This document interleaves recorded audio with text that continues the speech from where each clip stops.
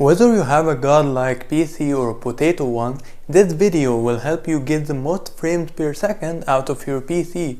Follow me closely and make sure to not miss any steps. Performance settings. If you're desperate for FPS, then turn off all of that by clicking Adjust for Performance. But for a bearable human experience, I recommend leaving these on. Enable peak, show thumbnails instead of icons, show window content while dragging, and smooth edges. And while you're on it, make sure to go to the advanced tab and choose program, because I believe that it's set to background service by default. While this particular tab will not significantly increase the FPS on high tier PCs, it sure will on the more humble ones. In the system settings, go to personalization, colors, then scroll down slightly and you'll find an option called transparency effect.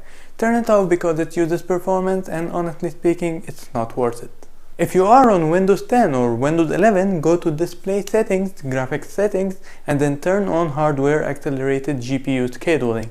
This is especially helpful if you have a weak CPU, because it will let the graphics card do the heavy lifting and where to prioritize your resources for your computer. Check if your CPU is overclocking itself and limit it if it's overheating. While overclocking is an actual good thing for high performance, if you don't have a good cooler, then it might do more harm than good. Check your CPU temperature while you're gaming by using MSI Afterburner. If it's more than 80 degrees Celsius, then you might be having a problem. To prevent automatic overclocking, go to Power Settings, change Advanced Power Setting, Processor Power Management, then Maximum Power Processor State, and set it to 99% instead of 100. This will definitely prevent overheating, therefore will give you higher gaming performance. Last but not least, optimize your game settings. Turn off motion blur, even if it's not for FPS. For God's sake, turn that shit off.